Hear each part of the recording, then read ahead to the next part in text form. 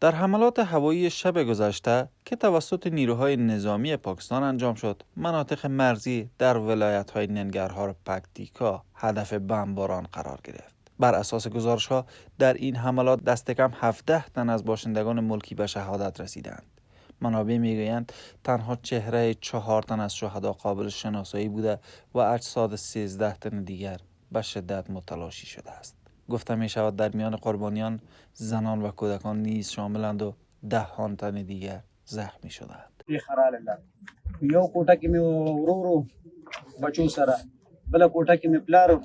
او هغه سره زما بچی مو مونږ دی په بل کوټه کې مونږ سره یو بل ترور مې هغه مونږ مې منع کړی و هغه شپه مونږ کراوه نو هغه چې دا غب نه شو ما چې زلزلہ دا ماشومان دلې وځي نو کوټه کې بس ګاډرې مراولې ټیرنې مې ورسو نور پوښي نه ما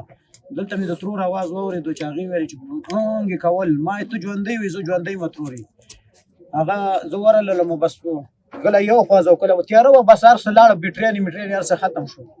نو په چمان می تر دې خو کول لا دې خو کول بلستنه په پرته و غړ غړ چمان خپل واسه می خو کړل هغه می چې تا خو را دې خو کړل بس نو می غي کړه واسه بار می یو ما کوټه کې سره روان ته نور خزمه و بچی بچو ته مې تاسو ژوندۍ سي موږ ژوندۍ سو ما تم راوځه هغه مې راو خپل بل پور کې لور مې هم هغه کرا واسانو بچي مور راوغست هغه مې راو تل د جديز ته مې بار راوخ کړ دلته مې دې ته مې زوی مې را پسې غاغو چې تر راشه او لالا ما موچت کا لالا ما موچت کا چې ورپسې ورله هغه باندې چې مور هغه مې مراد هغه نو خپل خواري مې خو کړله به کور دی ودانې طالبانو د کلیوالو دا ټول لا رسیدلی دي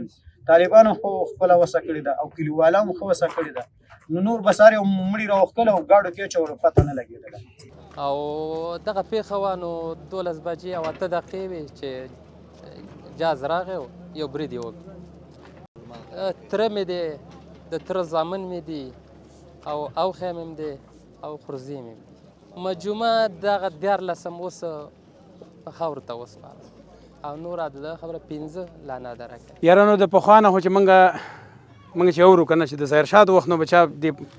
قمندانانو عسکرۍ کې چې خلکو دغه ورکولې خبره به ورته کولې که زموږ باندې دښمن پاکستان حمله وکړي نو داسې دا پاکستان زموږ پخوانه دښمن دی او د دې نه بس اسلامي امارت باندې به زموږ غږ دی نو امیرالمؤمنین باندې هم غږ دی او خصوصا په دفاع وزیر چې د مجاهد ملا محمد عمر زوی دی یا محمد یعقوب مجاهد ان شاء الله کم سړی نه دی او زموږ هیله دا ده چې دا به خامخا د دې برید د مسؤلیت او د دې دا جواب به ورکوي ښه ماتونکی به ورکوي زموږ زړونه تر هغې نه یخېږي تر څو پورې د دې 22 کسانو په ځای باندې د هغوی 22 میلیونه کسان مړه نه شي هېڅ زړه زموږ نه یخېږي به خلاصه مسله سخت زیاتې کړې دي هغلته دا کورنۍ غړي ناست دي په هېڅ شي باندې نه پوهېږي نه بېچاره خوب ورځي حیران دی چې څنګه چې څوک دې پوښتنه کوي او چا ته پوښتنه وکړي څو کسان دي ویل الله که پوهېږم چې یو شو که دوی شو حواس یې د لاسه ورکوي ما د لاسه ورکوي زه د سره د دې ځای یم دا خلک د نورو ځایونو دي ټول غمرازۍ کې شریک دي د هغې ټوله کورنۍ د لاسه تر اوسه هم دا 4-5 کسان ورک دي زنانه ماشومان ګلالي ماشومان د منځه تللي دي الله پاک دې هغه چا ته همدغسې جزا ورکړي او د دې نه یو په لسچند او په زرچند سخته جزا دې ورکړي چې دا عمل تکرار کړی دی. مقام‌های امارت اسلامی افغانستان این حملات را تجاوز به حریم کشور دانستند. سخنگوی امارت اسلامی مولوی ذبیح الله مجاهد اعلام کرده است که حلقات خاص نظامی پاکستان بار دیگر بر خاک افغانستان تجاوز کردند و این اقدامات را تلاش برای سرپوش گذاشتن بر مشکلات امنیتی داخلی پاکستان خوانده است. تاسو خبرنن د افغانستان د اسلامي امارت د دفاع وزارت خبرګون لیدلې وی چې دغه پیښه په کلکو ټکو غندل شوې ده د افغانستان په حریم تجاوز بلل شوی ده او په ملکی خلکو باندې برید بلل شوی چې په ټولو ځینو کې ملکی کورونه پرخه شوی دي او ملکی تلفات لزان سره د پرته سی جنایت وی او ظلم بل څه ورته ویل او متاسفانه سي ملکی خلک پرخه شوی او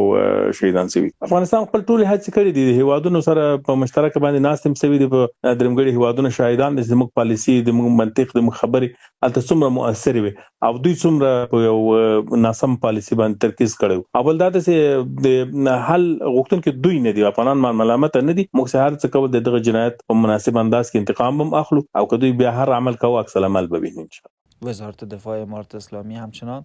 این حمله را نقض آشکار حقوق بشری و جنایت علیه بشریت دانسته و تأکید کرده است که پاسخ مناسب به آن خواهد داد. وزارت امور خارجه امارات اسلامی نیز سفیر پاکستان در کابل را احضار کرد و خواستار وضاحت در مورد این رویداد شده است.